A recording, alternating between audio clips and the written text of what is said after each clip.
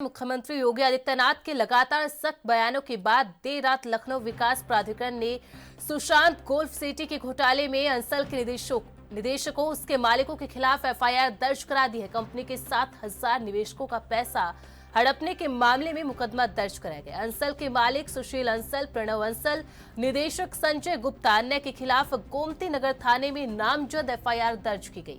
वहीं सरोजनी नगर से विधायक राजेश्वर सिंह ने मुख्यमंत्री को पत्र लिखकर एलटीए के अधिकारियों कर्मचारियों के खिलाफ जांच कराकर कार्रवाई की मांग की है।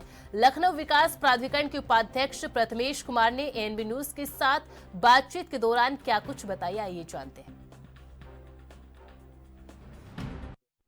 लखनऊ विकास प्राधिकरण ने अंसल के ऊपर एफआईआर दर्ज कराया है। बात करेंगे लखनऊ विकास प्राधिकरण के उपाध्यक्ष प्रथमेश कुमार जी हैं।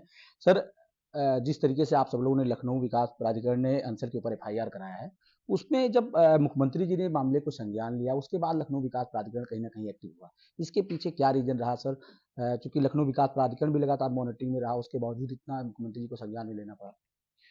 जो अंसल है, अंसल प्रॉपर्टीज, अंसल एपीआई जो है, ये एक लाइसेंसी है हाईटेक टाउनशिप पॉलिसी के अंतर्गत। इसमें जो इनका बकाया था, जो इनके द्वारा अनियमितताएं की गई थी, इसके संबंध में पूर्व में भी कई बार इनको पत्र दिए गए हैं और कई बार बैठकें की गई हैं।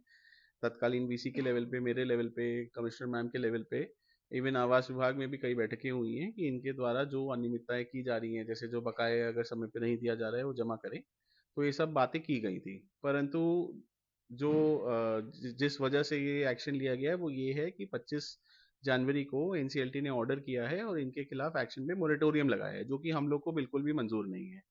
तो इस वजह से हम लोगों ने सीएम सर के इंस्ट्रक्शंस पे और आवास विभाग के इंस्ट्रक्शंस पे ये स्टेप उठाया है कि जो इन्होंने फ्रॉड किया है, जो एलडीए के साथ इन्होंने फ्रॉड किया है, उसके क्रम में हम लोगों ने एफआईआर दर्ज कराई है। सर, आपने कहा कि एलडीए के खिलाफ जो उन्होंने फ्रॉड किया उस पर एफआईआर कराई, लेकिन जो विधायक है राजेश्वर सिंह, उन्होंने पत्र लिखा है, उसमें साफ तौर से भी कहा है कि जो लखनऊ विकास प्राधिकरण के जो अधिकारी हैं, जो कर्मचारी हैं, उनका कहीं ना कहीं इस फ्रॉड में संलिप्तता है। उनकी भी जांच कराई जाए, उनके खिलाफ भी कठोर कार्रवाई की जाए। जी बिल्कुल, ये तो सीएम सर ने भी अपनी मीटिंग में बोला था कि जो इस तरह के अगर इस पूरे प्रकरण में अगर एलडीए के कर्मचारी या अधिकारियों का कोई संलिप्तता पाई जाती है तो उन पे कार्रवाई की जाएगी।